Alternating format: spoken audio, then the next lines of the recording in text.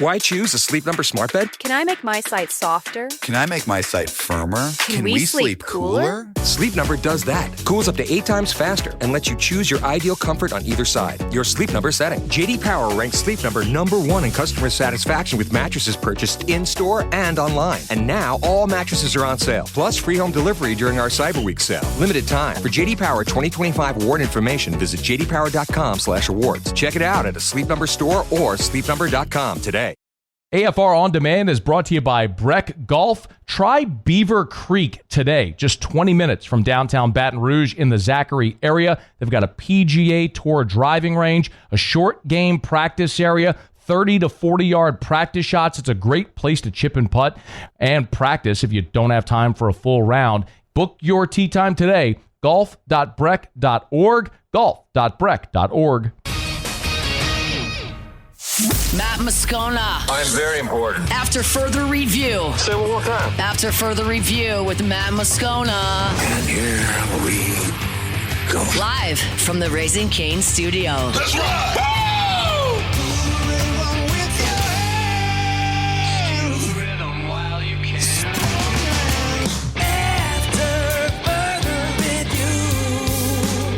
Hour 3.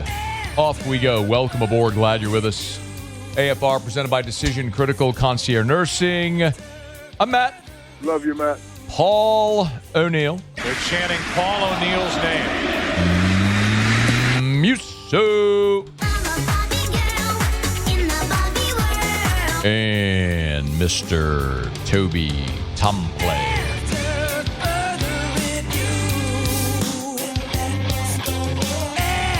All right, we're here. Glad you are as well. 5 o'clock quitting time. Glad you're driving home with us. We'll give you a full rundown recap of signing day, which I remember it's Wednesday was the first day of the signing period. They have till Friday. Players do, prospects do, to put pen to paper. So we'll give you a full recap of that. We're a catch up here in about 13 minutes or so.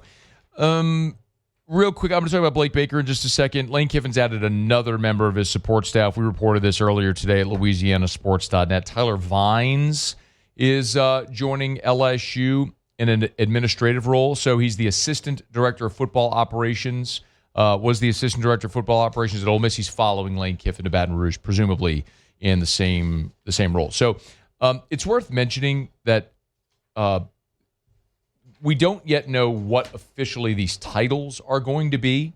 So you could make an assumption that the titles will be the same, the roles will be the same as what they were at Ole Miss. But you don't know titles, roles, all that sort of stuff. Just the people that have made the decision to come to Baton Rouge and are joining Lane Kiffin's staff. And LSU will put out formal releases, an updated staff directory on the website and all that sort of stuff. So we'll know all that stuff in due time when all this settles. But clearly, the impetus is on getting as many staff members in as possible and finishing off this early signing period as successfully as possible, which is what they're doing. But Tyler Vines is another name to know there jumping aboard as well. So I would argue the two biggest staff decisions that are going to be made at this point are, what are you going to do with Frank Wilson? Will he have a spot? And is Blake Baker sticking around? Now, let's kind of run through what we know at this point. Lane Kiffin wants Blake Baker to stay on as his defensive coordinator.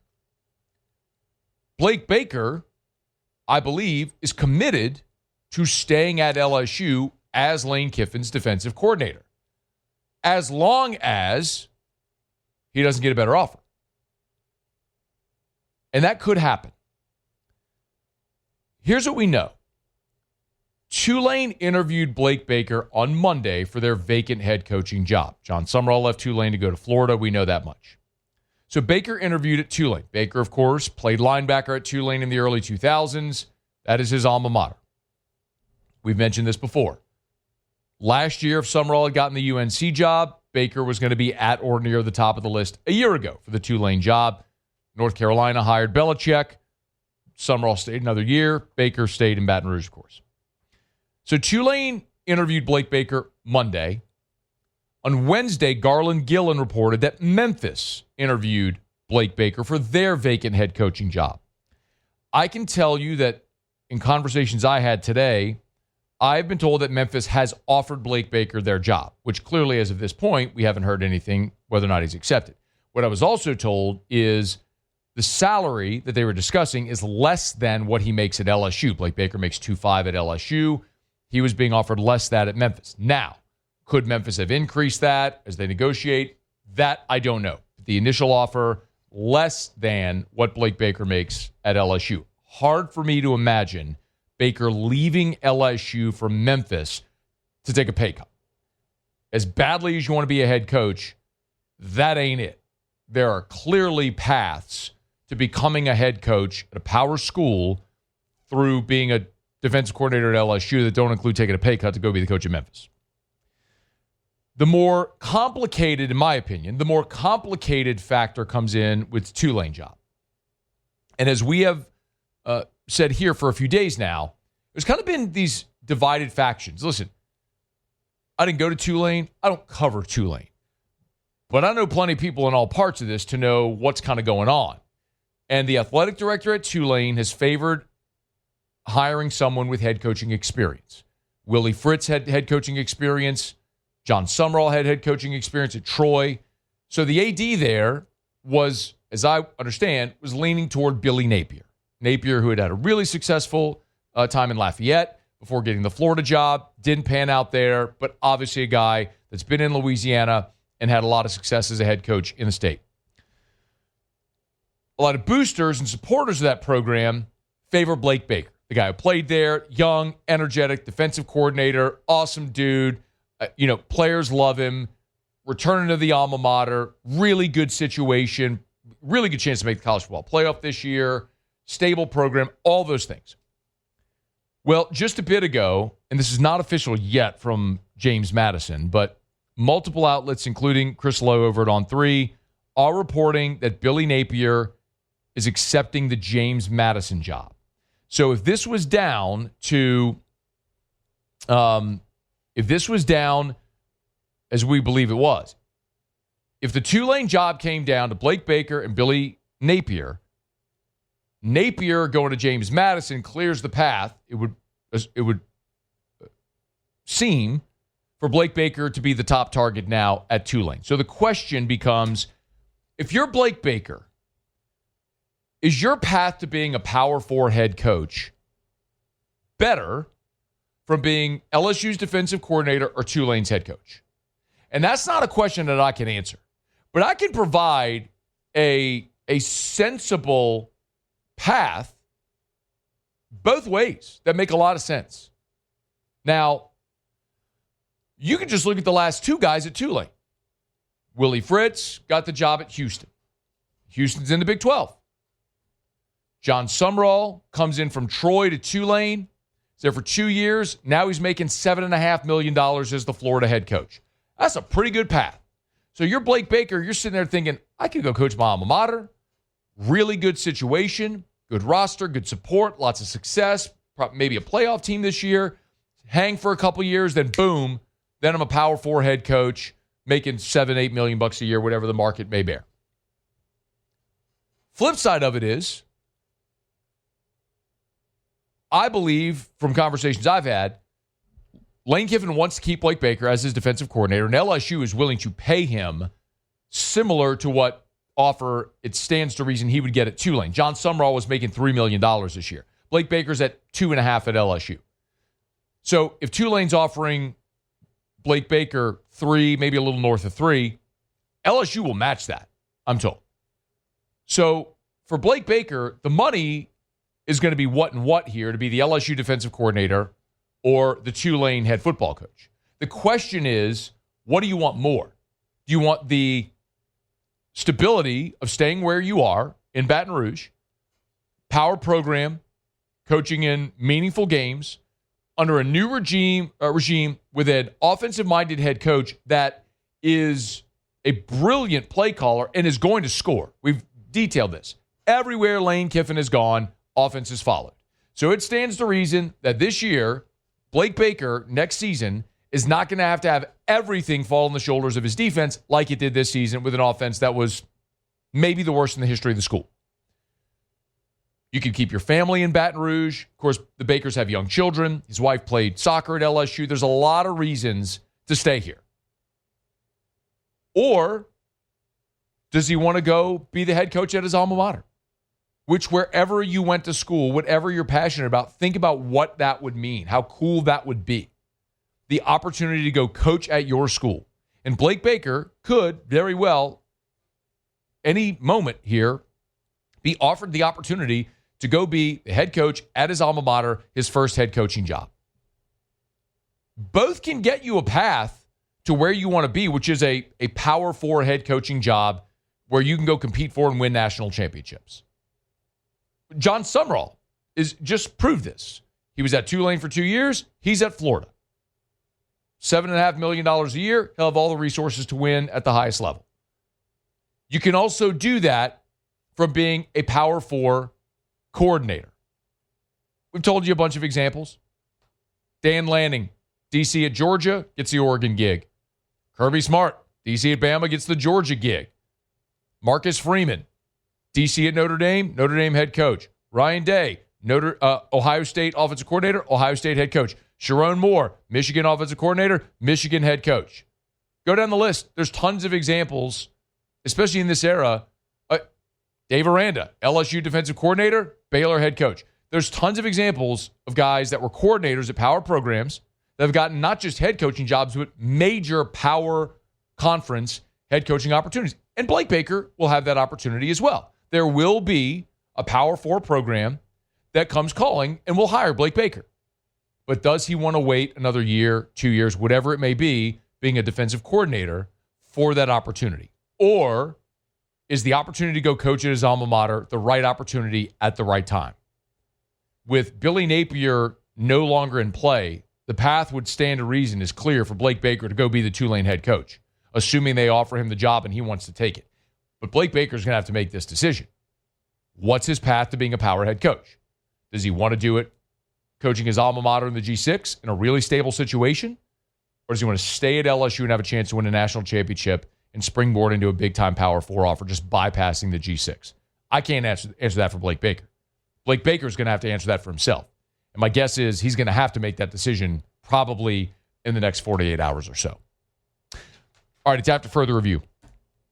We'll knock out a quick break. Mike Triplett's coming up in about 17 minutes from right now. We're brought to you by Our Lady of the Lake, championship health partner of LSU Athletics. Our friends over at Our Lady of the Lake welcome Coach Kiffin and his family to Baton Rouge and to the LSU community. And, of course, as Coach Kiffin gets started on pushing LSU football back toward championships, remember, Our Lady of the Lake is a championship health partner of LSU Athletics, not just caring for all the LSU student-athletes on the field, on the court, on the diamond, but also on campus. They have the LSU Student Health Center contract as well. And everyday champions like you and me, whatever specialized care it may be, cancer, stroke, heart health, pediatrics. Trust me, we've used plenty of those. My own personal physician, Dr. Curtis Chastain, part of the Our Lady of the Lake Men's Health Group. That's where I go. It's my personal physician. It's part of the Our Lady of the Lake Men's Health Group. We take Drew to the Our Lady of the Lake Children's Hospital. Dr. Shaw is his neurologist. Amazing, a brilliant man. It's Our Lady of the Lake. You can learn more at OLOLRMC, as in Regional Medical Center, OLOLRMC.com/LSU, OLOLRMC.com/LSU. Our Lady of the Lake and LSU, together, we roar. Okay, it is after further review. Thursday shows are brought to you by Decision Critical Concierge Nursing. Let me knock out a break. I'll do the quick recap of today, the last 24 hours of National Signing Day and the early signing period. Of course, the Tigers signed 10 prospects on Wednesday, and a very big signature came in here on Thursday. And the Tigers also saw a little more flux. So what are we still expecting here in the next 24 hours before this early signing period expires? We'll get to that as we continue here. Mike Triplett in about 15 minutes on AFR. After further review. It's not too late, y'all. 51 degrees right now. Getting down to a low of 49 tonight.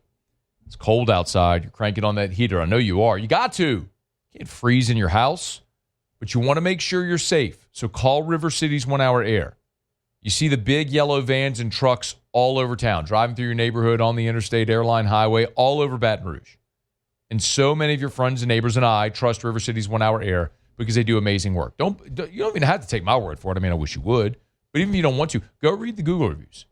They get more than double the amount of 5-star Google reviews of the next closest competitor because for 40 years, they've been doing exceptional work at a fair price and treating people great. That's a pretty good standard practice to stay in business for 4 decades. It's River City's 1 Hour Air. Get that pre-season heater safety check today. 752-0001, 752-0001, where they're always on time or you don't pay a dime. After Further Review with Matt Moscona, presented by Decision Critical Concierge Nursing. Healthcare for your lifestyle. Learn more at decisioncriticalbr.com.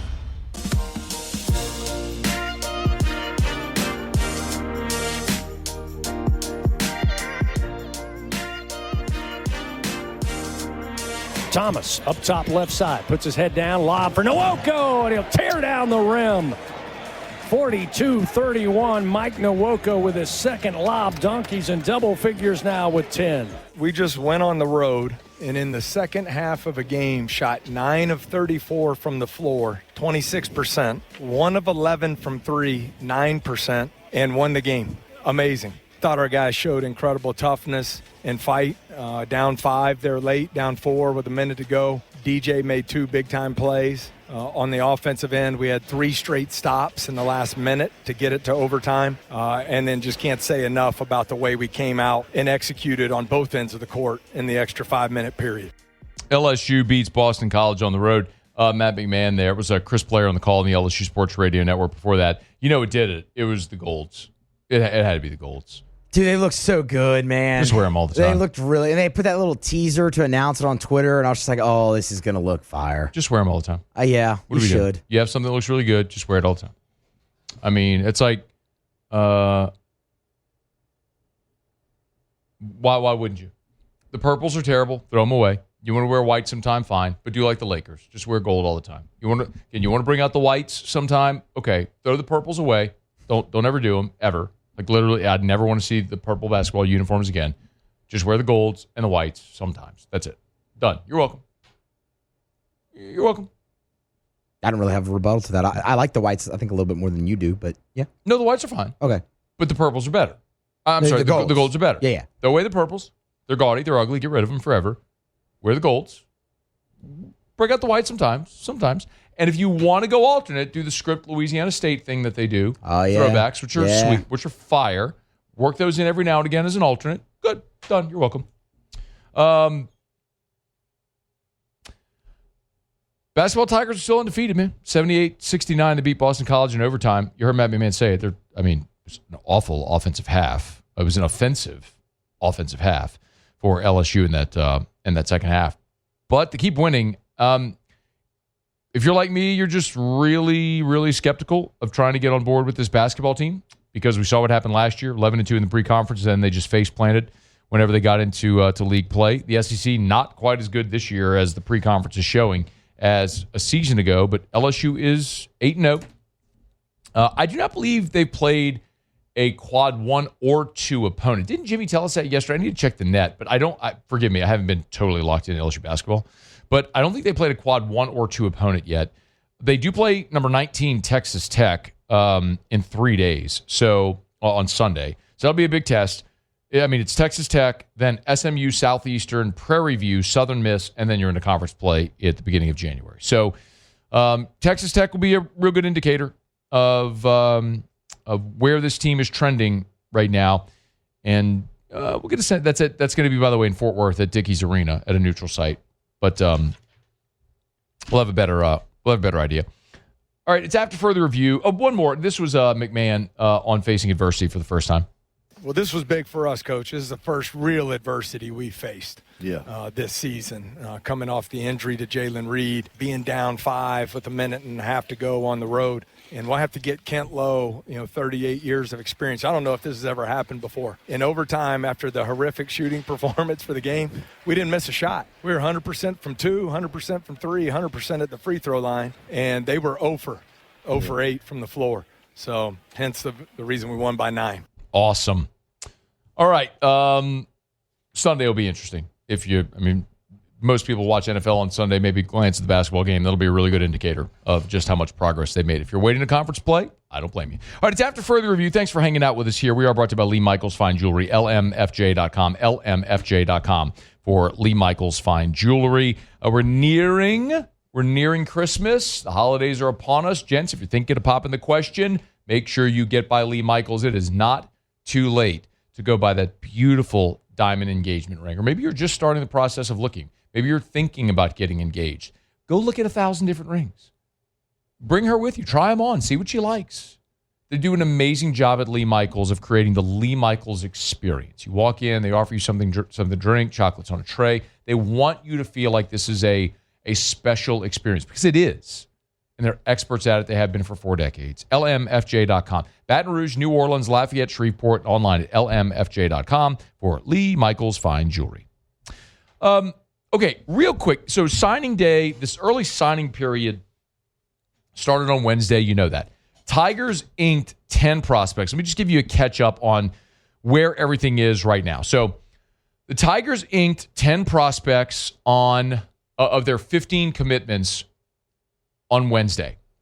And there were 5 more prospects that we were waiting to see what would happen, plus Landon Duckworth, the South Carolina quarterback commit that all the national pundits had kind of predicted was going to flip to LSU. So here's what happened today. So we had the prospects that signed with LSU on Wednesday were Jabari Mack, Bryson Martinez, Corey Barber, the Ole Miss wide receiver commit who flipped, Braden Allen, the Oklahoma wide receiver who flipped, Dez Ellis, Isaiah Washington, Aiden Hall, J.C. Anderson, who's the Ole Miss flip, Ryan Muret, the offensive lineman flip, and then Haven Finney, the 4-star cornerback out of Los Angeles. By the way, I think Haven Finney signing is a really good indicator that Corey Raymond is going to stay on the staff. And a lot of people have asked about Corey and Frank, and I understand why. That is a really good indicator that Corey Raymond's going to be a part of LSU staff. I don't think that Haven Finney would have signed if Corey Raymond was not going to be on LSU staff. And Haven, remember we had Haven Sr. on the show whenever Haven Jr. committed. He is playing. He's a reclass, early enrollee, and by the way, he's supposed to be here in time for the bowl practice. But I didn't know this. I just learned this today. Early enrollees can't participate in bowl practices. Like DJ Pickett did that a year ago. Remember? It's a new rule. Seriously, it's a new rule. I had a parent of a prospect who signed with LSU tell me that because I was asking that question. So, but in any event, so a good day yesterday. Richard Anderson did send in his paperwork today. What I was told from Bryce Brown, his coach at Edna Carr, that yesterday it was just a clerical issue. He signed or intended to sign. He made the announcement, signed the paper, was going to send it in, all that stuff. But with the change at GM, there was some clerical error that happened that prevented it from yesterday.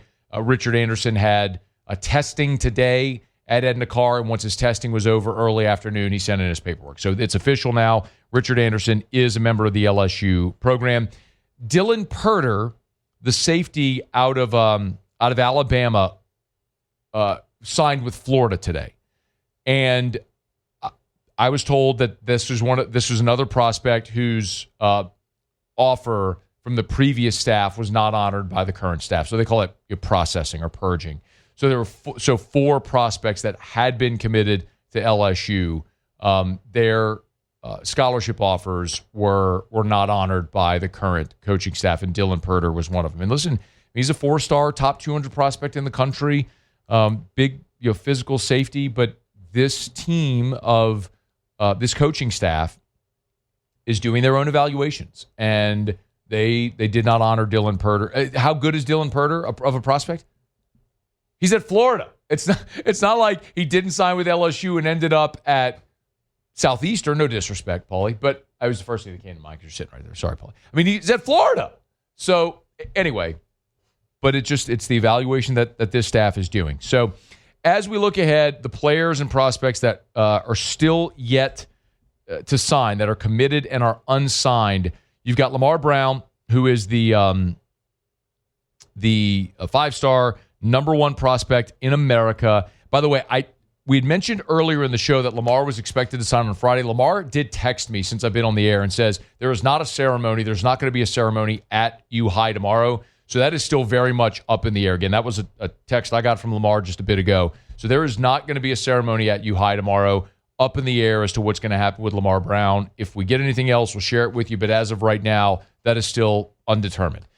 Deuce Gerald's, the defensive lineman out of Georgia.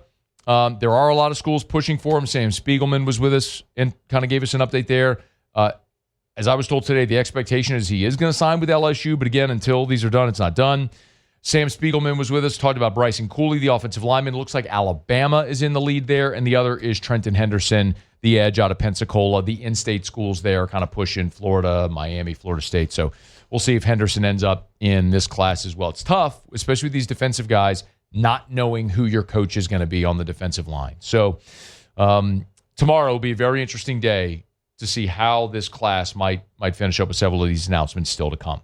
All right, it's after further review. Let me knock out a quick break. Thursday shows are presented by Decision Critical Concierge Nursing. It's not just healthcare, it's healthcare for your lifestyle, and their nurses serve the entire state of Louisiana, and their Dallas office is coming soon. DecisionCriticalBR.com. All right, Mike Triplett next. After further review.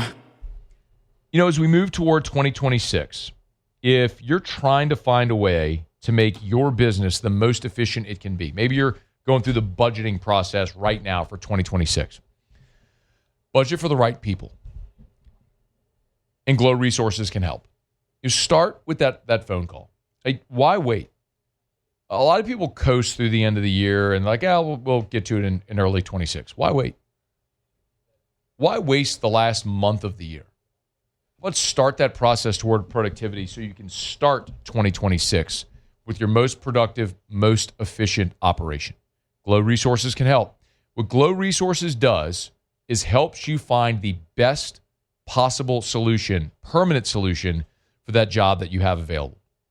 Struggling to find reliable people who meet the qualifications, either physical or competency for the job you need? Glow Resources can help. GLO, glowresources.com. After further review with Matt Moscona, presented by Decision Critical Concierge Nursing. Healthcare for your lifestyle. Learn more at DecisionCriticalBR.com. Mike! Yeah? New Orleans Saints coverage with some Mad Libs mixed in. Why don't you just go by Mike? It's time to talk black and gold with Mike Triplett of New Orleans Football. Presented by Benny's Car Wash. Family owned and operated since 1951. Hey, Mike, how are you? Good, how are you? I'm doing really well, man. The Saints at Bucs, I don't know really where to start because I don't know what's interesting about this game. So okay, let me ask you, what do you think is interesting about this game? I mean, it's Tyler Shuck every week for the rest of the season. I mean,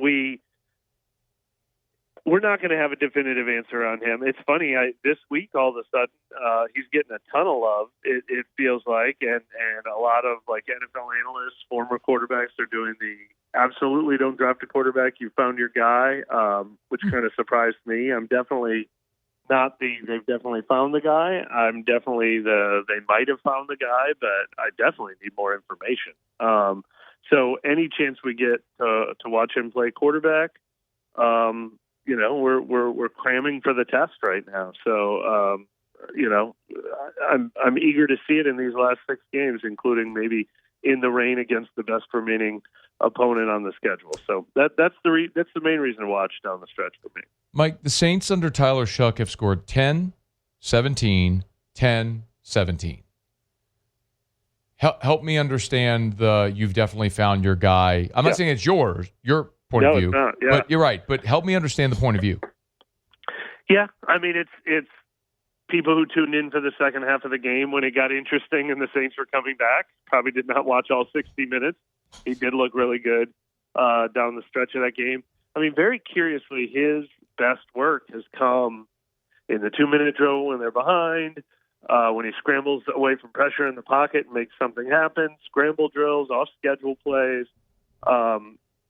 You know, the indictment on Kellen Moore in this offense right now is they're not doing anything planned correctly. They're terrible in the first quarters. They're terrible with the first 15-play script. Their run game isn't very good. Their short yardage packages haven't been very good.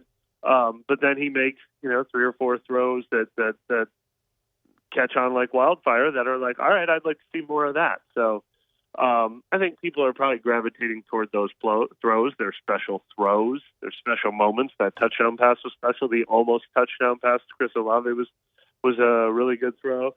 And it's something to get excited about. But obviously, nothing conclusive yet, and we need to see more. Should I be excited about Devon Vele? Well, finally, the answer is maybe. Finally, maybe. I can't believe it took so long to even see a glimpse. I mean, it was, when are we going to see a 4-catch game? And then we saw an 8-catch half. It all came at once. So really promising that it's good to know that this is what it can look like when it's working, when they get the ball to him. Again, a lot of the stuff he does really well is that scramble drill stuff, getting himself open over on the sideline, using that big body as a big target. So thank goodness that didn't turn into the total bust that it was looking like, and I hope he can build off of it for sure. Because that's what we want to see from this team, is guys who are going to be here for at least the next 3 years, looking like their arrow is pointing up. We could say the same maybe about Jonas Sanker, but he's on the injury list now. Can you tell us anything about Sanker? Yeah, I'm not positive. He's listed as a head, but not listed as a concussion. I don't know if that means he's not in the concussion protocol. We'll have to get more clarity on that tomorrow. Saw him in the locker room, but did not get clarity on exactly what he's dealing with. So hopefully minor, especially since it certainly looks like Justin Reed's not going to play this week. So they're already down 1 safety. You don't really want them to be down 2 safeties, but one to monitor tomorrow for sure. Yeah, so Reed, I think we could all safely assume here is not going to be available this weekend. Let's say Sanker isn't as well. What do they do at safety? Well, they've got Jordan Howden and Terrell Burgess, and actually they kind of split time filling in for Reed when he got hurt last week. So they would obviously just both play a full game's worth of snaps. Ugo Amadi could come in there and give you some snaps as a dime guy or a backup there, but at least 2 experienced options. Not necessarily what you want, but a position where they do have experienced former starters ready to step up. Is there any reason, Mike Triplett's with us, New Orleans.football, presented by Benny's Car Wash. By the way, at Benny's Car Wash right now, purchase a $50 or more Benny's Car Wash gift card, and you get a free 1-month Benny's Best Plus Interior Club membership, bennyscarwash.com, bennyscarwash.com. Mike, is there any reason to believe that, aside from just it's the NFL and it's a division game, that the Saints could be competitive against Tampa? Yeah, I mean, I don't know what Tampa is right now for sure. They've been going through a slide. It seems like they're getting a little healthier. Baker Mayfield was playing through an injury. He looked better last week. Chris Godwin came back last week. Mike Evans might come back this week. Lucky Irving came back last week. So I think they're starting to get their act together, but they've been a little bit of a wonky team in recent weeks. So, it doesn't seem like, the kind of team they could never beat, but yeah, I mean, I'm certainly not going to pick the Saints to win. I think it's the toughest remaining game in their schedule. And I don't think the Saints are a team with their arrow pointing up right now. Yeah. Do you think, Mike, and I don't know the extent of Talia injury, but do you think part of the reason they're not rushing to bring him back is just the fact that they're 2-10? We haven't necessarily seen them operate that way yet this year. But yeah, I mean, I think that would have to factor in. Okay. This is a new injury. He walked off the field with this injury at the end of last game. We talked to him in the locker room after the game last week. So, he wasn't carted off the field. He wasn't in an air cast. He wasn't in a boot. But I don't know the full extent of it. It does not seem like long term, but we didn't see him on the practice field Wednesday or Thursday. That starts to get a little daunting that we think we're going to see him in this game. What about offensively, aside from Tyler Shuck? We talked Devon Vele. Is there anyone else that you'd like to evaluate over these final 5 games? Yeah, I mean, Kelvin Banks, obviously. I think he's the second most important asset on the team, any position outside of the quarterback position. So every time you can evaluate him, that's important. Devin Neal, obviously, you got a rookie playing the running back one role right now. What can he be in the future, and can he help be part of the equation to eventually replace Alvin Kamara? That's obviously interesting.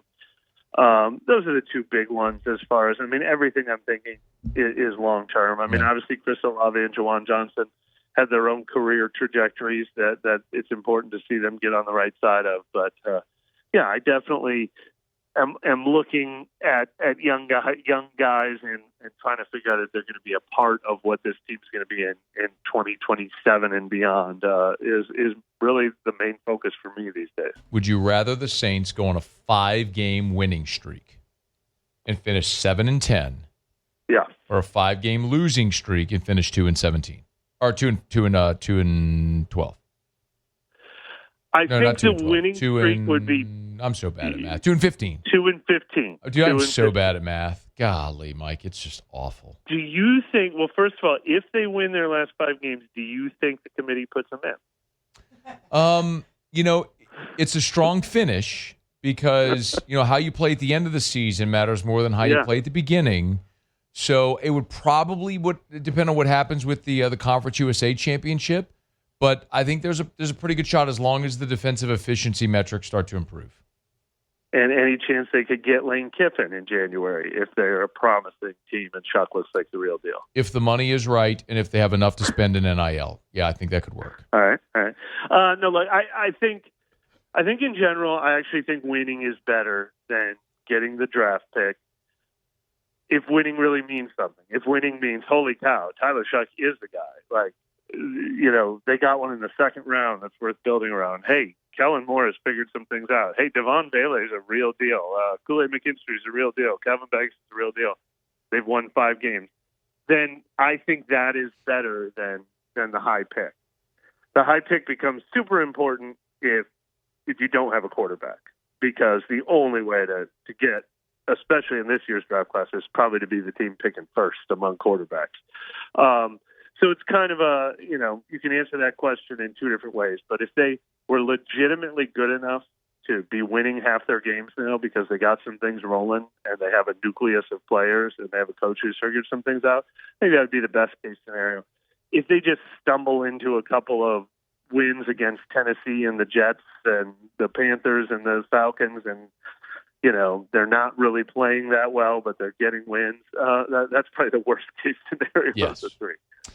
He is Mike Triplett, NewOrleans.football on Twitter at Mike Triplett, and our convos every Thursday are presented by Benny's Car Wash. Get your membership there at bennyscarwash.com. Give a gift card, bennyscarwash.com, bennyscarwash.com. We always appreciate it, Mike. Thank you. Thank you for having me. All right, man. Be well. It is after further review. Hey, it rained today all day. Rained last night, too. Actually, I had a buddy call me this morning, texted me this morning, said, hey, all that rain, we got a roof leak. Can Parrish get in touch? So, naturally, sent a crew out there. But bottom line is, say it all the time, when it rains, or the way you figure out that you got roof damage, one of 2 ways. Either you wait for it to rain and you get water in the house, or you let us come do a free, no-obligation roofing inspection. Great opportunity to let Parrish Construction and Roofing come help you with that free, no-obligation roofing inspection. Homepage of the website, we got a Kim Mulkey video right there. Good enough for Coach Mulkey, championship-winning coach. We can help you too. ParrishBuilt.com, ParrishBuilt.com. Do business with someone you know. Parrish Construction and Roofing. It's ParrishBuilt.com, ParrishBuilt.com. All right, y'all, it's AFR. We're going to knock out our final break of the show. We always appreciate Blazia and the great team over at Decision Critical Concierge Nursing, our title sponsor of our Thursday shows all throughout the year.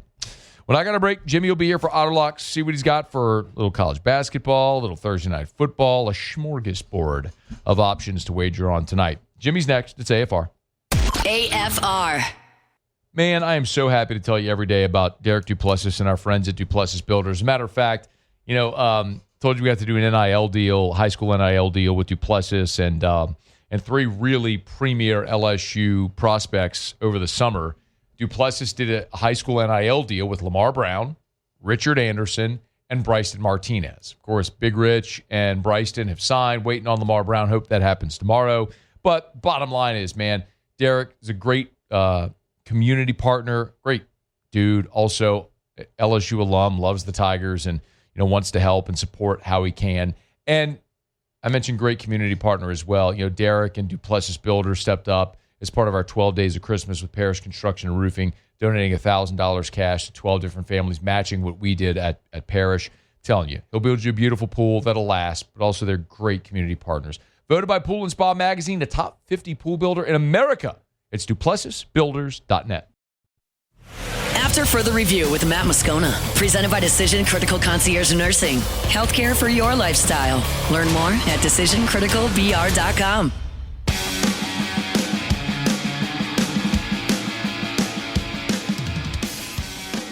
Down the stretch we come, final segment here on a Thursday edition of AFR. We always appreciate Blasia and the great team over at Decision Critical Concierge Nursing. DecisionCriticalBR.com. It's not just healthcare, it's healthcare for your lifestyle. All right, one thing left to do. Let's find out what we're betting on tonight.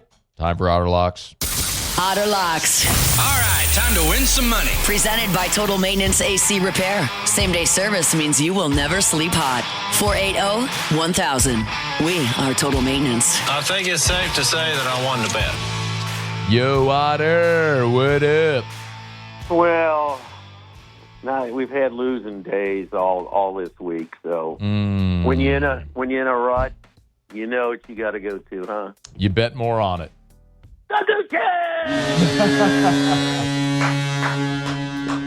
Let's go. All right. What does our guy, the Gucci, have for us? The Gucci has Ottawa minus 130. All right. Ottawa. The Senators, the Los Angeles Kings, they're kind of a big favorite. What I'm going to do with them is I'm going to bet them in the puck line here instead of the money line. Okay. Bet plus money. And then I'm going to put a 3-team parlay together. He threw in the Isles as a little closer. Their shot, their dog. But a 3-team parlay, all money line, Ottawa, Kings, and Islanders pays plus 555 exactly. All right, let's go. Inject that into my veins. All right, Ottawa. Let's see, got the Islanders. What time? Ottawa Senators and the Kings. Los Angeles Kings. There it is, the minus 218. It's coming back at plus 555. Hell yeah. All right, I'm in. Let's do it. Let's get nuts with some freaking, what do we call it? Some puck. Let's go crazy with some puck. Puck it, Otter. Puck it. Let's do it. It's puck weather. I mean, come on. I'm sure the canals will be freezing on the West Bank. We grew up with the hockey sticks. Colucci loves walking around with his hockey stick to fend off the foul coyotes. But anyway, the coyote issue in Las Vegas. Let's get to tonight, and we're going to go with the Dallas Cowboys plus the 3.5. Dallas just playing better right now. Certainly better than the overall form. They're hot. And maybe, just maybe, Jerry Jones might have got one of these moves right. So with Quentin Williams coming over, the defensive lineman from Green Bay, and then also Pickens, as long as he stays straight, and so far he has. We're going with the Dallas Cowboys plus 3.5. Put out a money line parlay out on the website. One thing though to keep in mind though, St. Brown is active, so he was not even listed on the money line parlay when we put that out earlier today on Detroit. The Detroit plus the points, the under, and Jameson Williams to score a touchdown. So it's just something to take into consideration. All right. Cowboys, the under, and Jameson Williams anytime TD. Are we sticking with that money line parlay or no? The same game parlay? Yeah. We're gonna stay with it, but I thought that if, some of the targets would have to go to somebody else because St. Brown was out. Yeah. I might even put St. Brown in there. That's kind of interchangeable between Williams and St. Brown.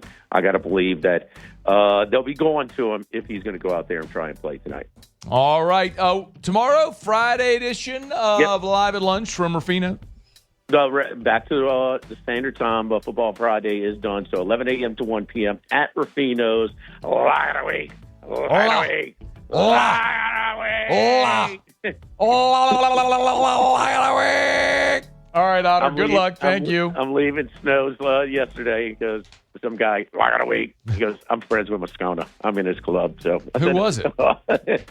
He said, I forget. 1 minute remaining. Himself, but he said that he's in your business club, and sometimes he asks you ask him for picks. He goes, I only take them from Jimmy. I just get them from Jimmy. My business club. I don't even know what that means. I'm not in a business club. I don't know, some organization here. I don't know. It could be the PTA. I'm not in any organizations. I work all the time. I don't have time for organizations.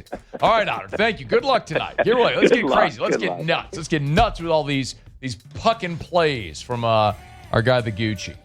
All right, it's going to do it for us here. Appreciate Otter. Thanks to Mike Triplett, who is here. Thanks to Sam Spiegelman.